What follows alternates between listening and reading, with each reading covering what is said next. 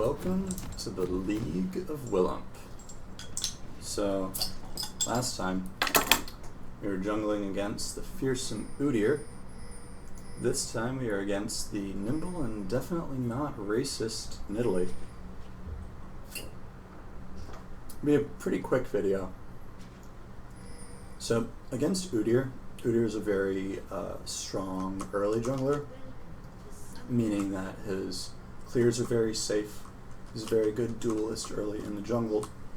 This time I want to show off how to take down an easier target that is a weak early jungler like nidalee. So I do my standard opening start where we just run in like idiots into this side. We were going there for vision, but I was just going there for vision rather. And the team decided to follow me. It's like, cool. So we blew Nidalee's flash there. Blew Nami's flash. And we get vision of this area.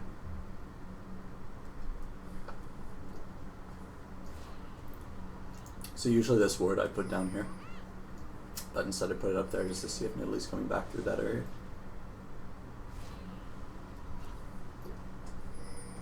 So, what have we gained from this?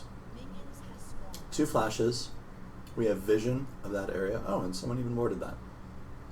So now, I don't know for sure that nidalee is going to start on her her blue side up here, but I can make a pretty good guess because she's probably pretty scared of the bot lane and this continuous invade if we just stayed there.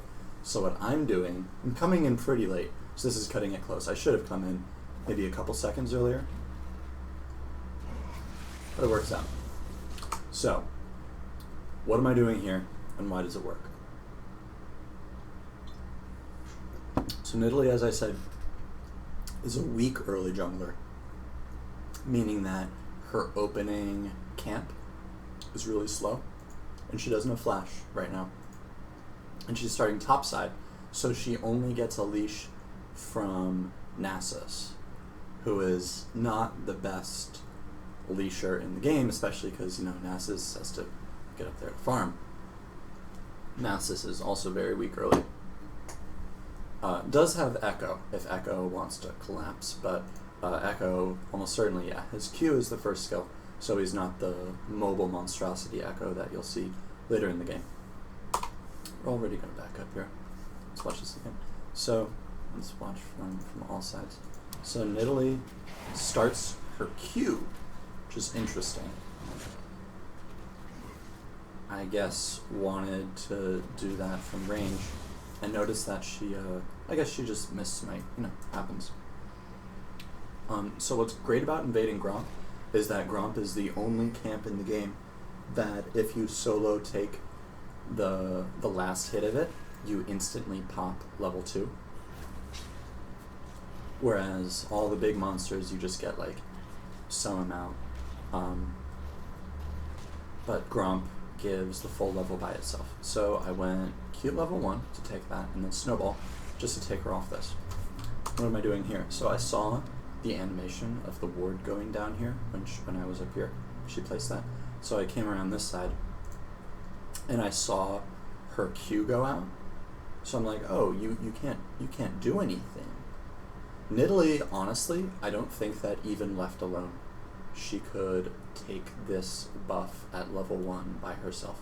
Or if she could, it would be difficult, and she would have to know about a little trick where you can stand there and not take any damage from it.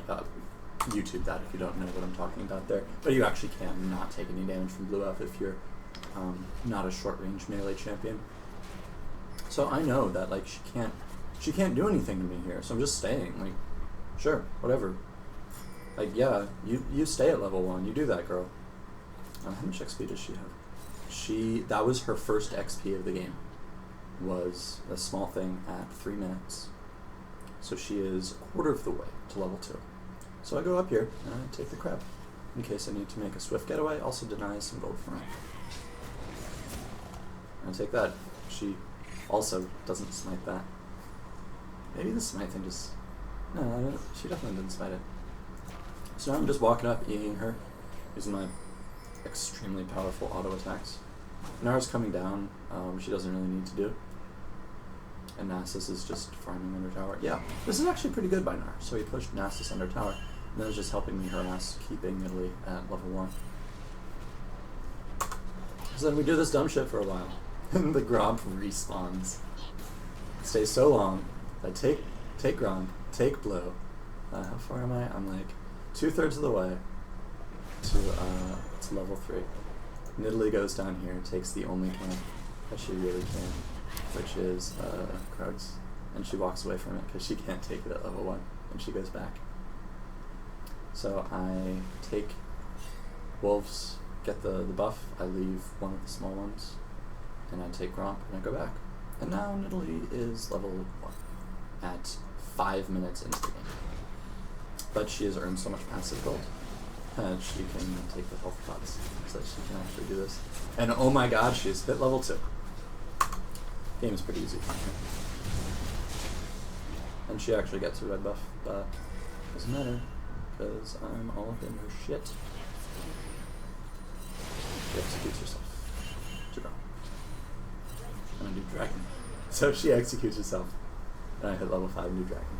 She's getting catch-up XP, so she's level 5 by now. And hey, blue buff is coming back up. So right as blue buff comes back up, I come back here. And she got the wolf buff to follow me around. I get the crab. But she can't take this because Nasus is not nearly as powerful as Nora right now. And is Amy? Yeah, and he's doing fine against Echo. And he's doing really well. So I have ward, like double ward, around the blue buff, just to make sure that she can't take it. Like, I don't really care that much about taking blue buff, but I don't want her to take it. So let's see how much gold does she earn. Let's do that. So I am almost 500 gold ahead of her right now.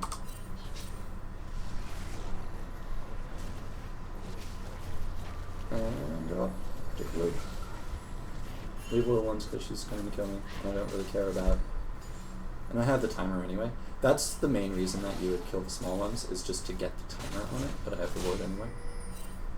So then she's up there, clearing out camps, I'm warding up.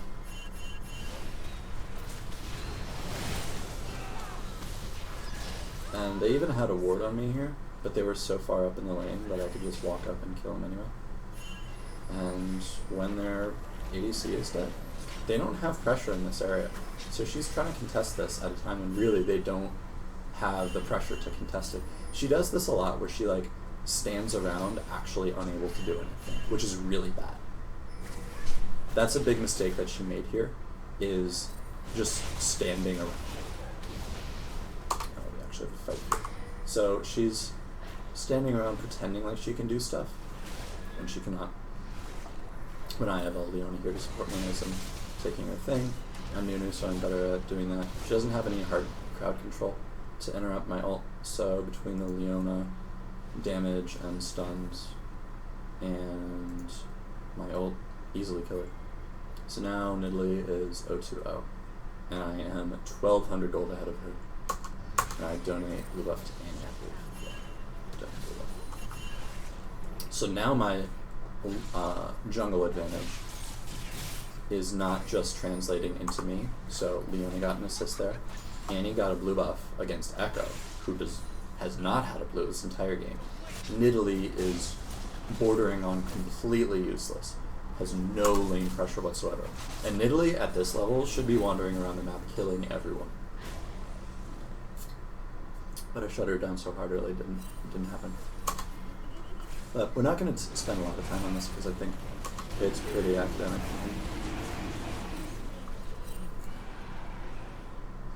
Dragon shoot. Nidalee gets a kill. Okay, she goes up and kills Nara. But we get a tower. And see, so I still am just chasing her out of range and we're warding up everywhere. And now we're in the phase where we have a powerful enough ADC and enough lane pressure that if we get a kill anywhere, we can just rotate people around taking towers. So that's what you do. So the formula is jungle pressure, as in taking camps, keeping them at lower XP and gold than you. So, oh wow, she's higher XP than me. I guess she's just been farming really hard. And she got the kill.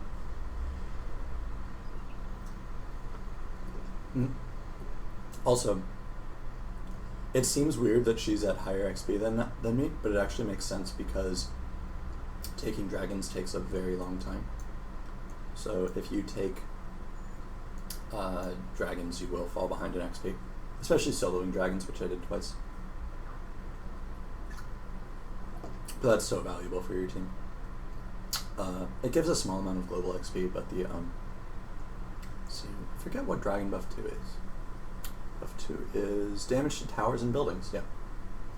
So we're gonna take down towers even more easily now. Varus is pretty good at sieging towers, and so is Nar, honestly.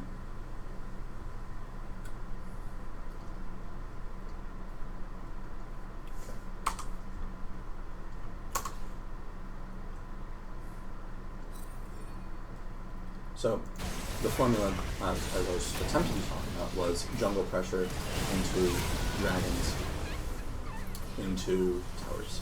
So now we are at 2 towers to, do I have 1 tower? No. We're at 2 towers to 0, 3 towers to 0. Yeah, 3 towers to 0. It's right up here, idiot. And 2 dragons to 0.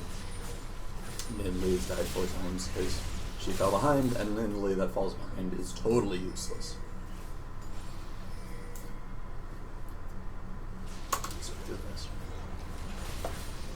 Blah blah blah, jungle pressure, ward super deep.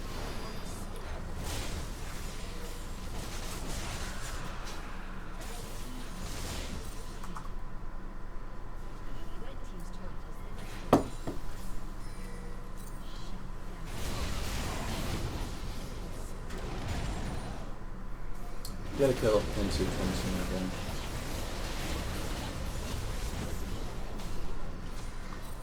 I'm not sure how many blue buffs their team has had this game. I'm not sure they've had any. Look at all these blue team wards around here.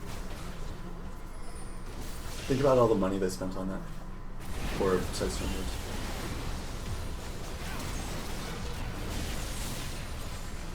Blah blah blah. Okay, so both of the videos that I've made over the last few days are just me shitting on people. And I promise that I actually will get to like closer games, more interesting games. But I wanted to show, so the last one was like how you play against farming jungler that is actually very strong early, which is you just passive aggressively take all their shit. And in this one, what you do is, because they're so weak early, you just keep them weak that early and aggressively just get in their face. And if Nidalee is level 1, as you saw, like she stayed at level 1 until, what was it, 5 minutes into the game? Yeah. Nidalee's not going to do anything. So far. Oh my god, she killed someone. Well played. And then she passed.